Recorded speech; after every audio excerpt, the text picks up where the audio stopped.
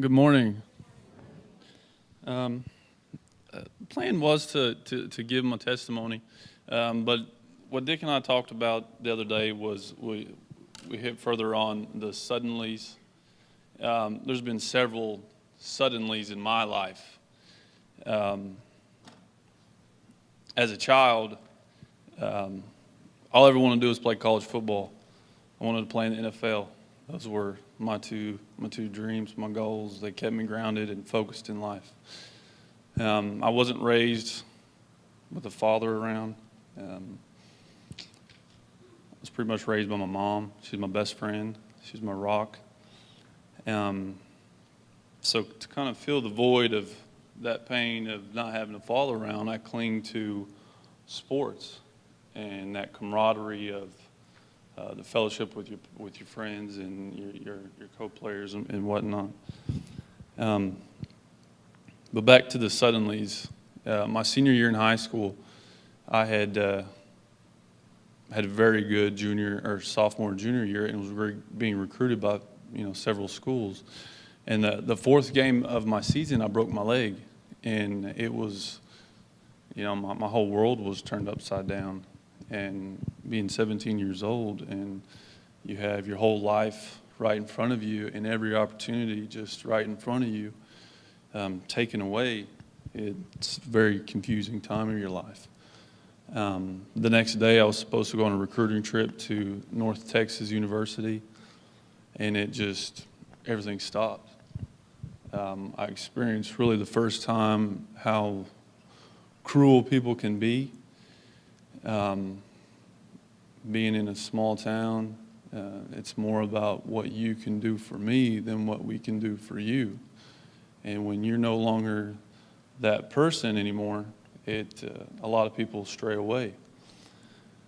And being young in my faith, I did what every person, immature in their faith does, is I blamed God. I didn't understand how His plan is greater than our plan. And now looking back, I can understand how that was necessary to happen. And how, Dick and I talked the other day about how when those suddenlies happen, before that, it's really slow. And then suddenly, boom, something happens. But that slowness before it has to happen before that suddenly can take place. And following that incident, it was about a year and a half of working nights, going to class during the day. As soon as I got off of work, going to the gym and training by myself in the middle of the night, very little sleep. And then I sent out several tapes to colleges all over the country, and there was one school that responded in Bakersfield, California. And so I had $500 in my pocket, loaded my car up, and drove west. Didn't know anybody, just trusted the Lord that that's where I was supposed to be. And it was probably one of the toughest times of my life. That was when I really learned to trust the Lord and walk in faith and just know that He'll take care of you no matter what. When I got out there, I didn't know anybody. The coach kind of put us in a house with several players on the team. I worked on campus in the library, checking books in and out and shelving books and whatnot. Not the most exciting thing to do, but it paid the bills. I got paid $300 a month. I got paid once a month, and my rent was $280 a month. Yeah, God provides. And so, it would be to that point where there's nowhere to turn to. 2-3 days, no food, college athlete, kind of to that point where, do I go do this to feed myself, or I'll just, it's in your hands, Lord. And it would literally be a knock at the door.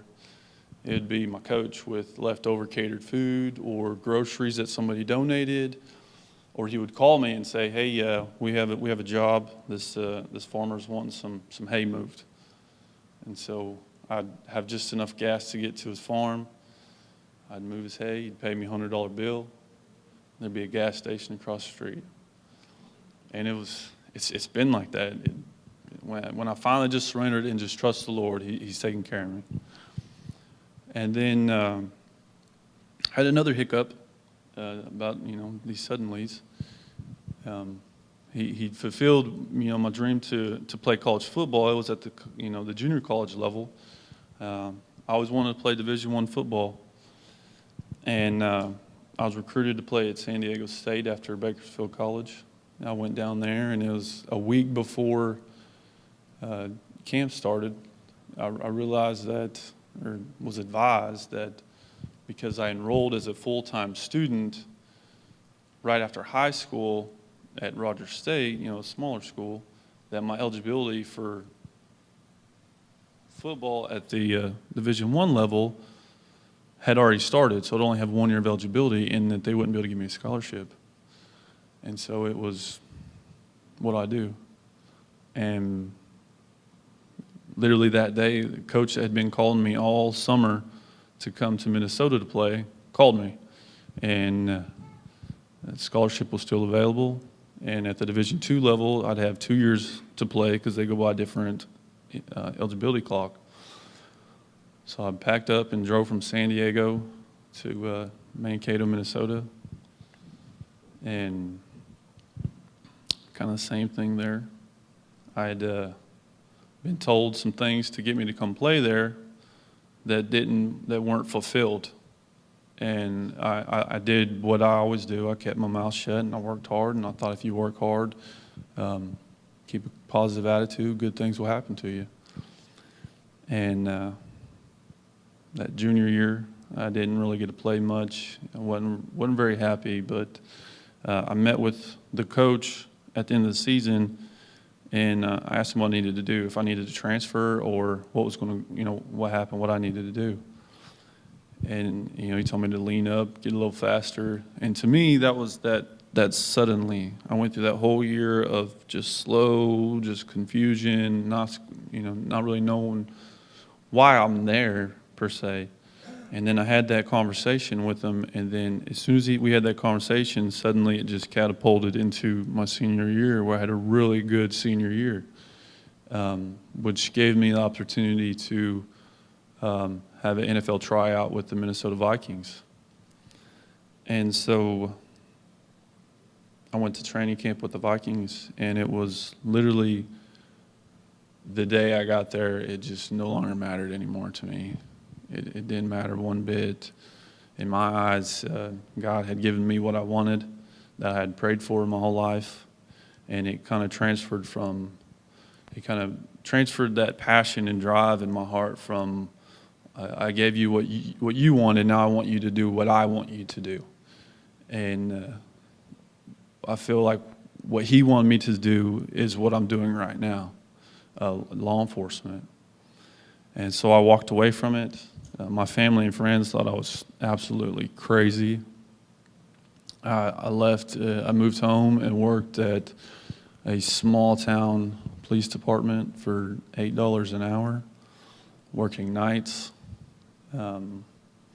Worked 2 long nights, or 2 years of nights at that small town PD, where you see maybe 3 cars all night. It's a lot of time spent with the Lord, a lot of why. I'd always wanted to be a trooper, but I couldn't apply when I moved back from college because they were on a hiring freeze. And so I kind of had to go that smaller town PD and work my way up. And so I applied for the 61st Patrol School, which was that suddenly again. The 4 to 5 years prior to that was spent long and slow and drawn out. And I applied, and then suddenly, boom, it just catapulted forward. Everything happened really fast.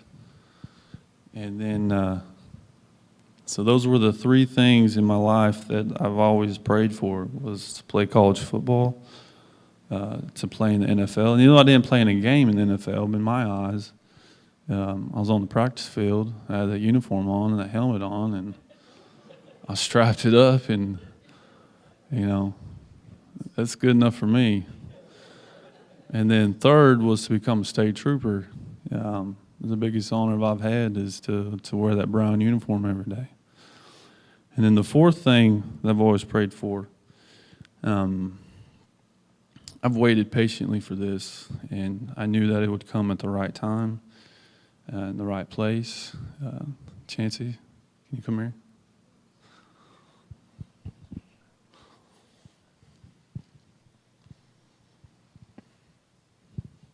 How are you? You're good? Yeah. That's okay. That's okay.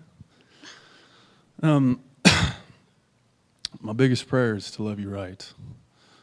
To love you like Christ loved the church. To love you like our Father in heaven loves you. To love you like the Holy Spirit loves your soul. And to love you like you were created to be loved.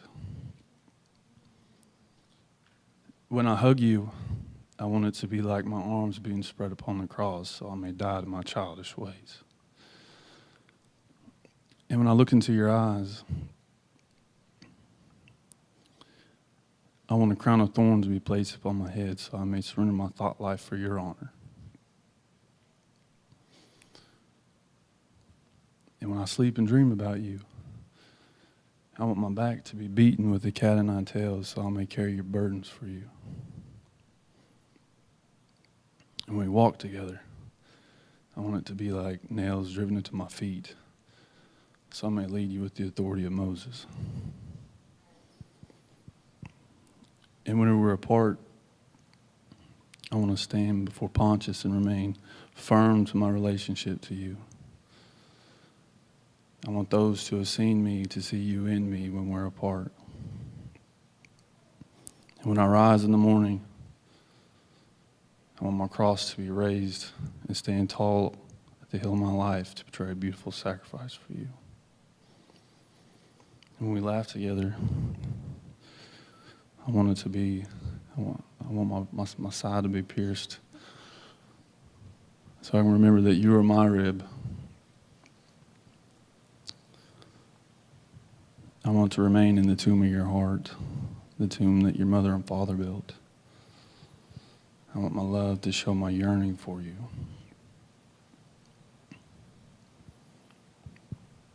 I want to love you in a way that makes God get up and dance around his throne when he looks down upon us. So if you haven't figured it out, I love you. I love you more. You've changed my life forever. You're my best friend. Oh, God. Yeah, that's happening. Will you marry me?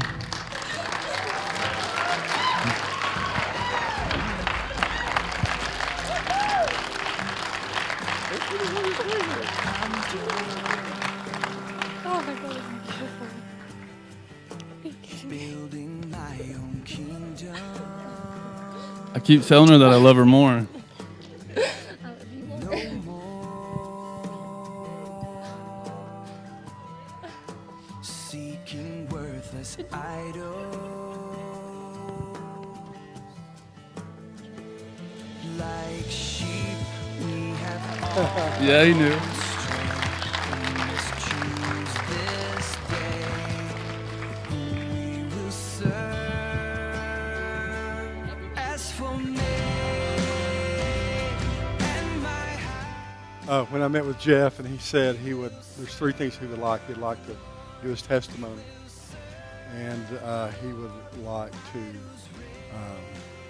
do this with her family and her church family, and couldn't turn down an offer like that. It's the right way. It's the right way. All right. Good job. Good job, guys. We will only serve the Lord.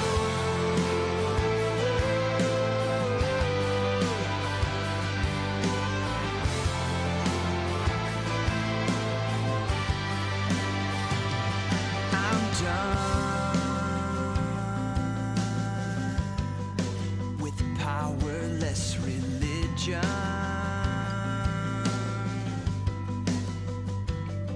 no more.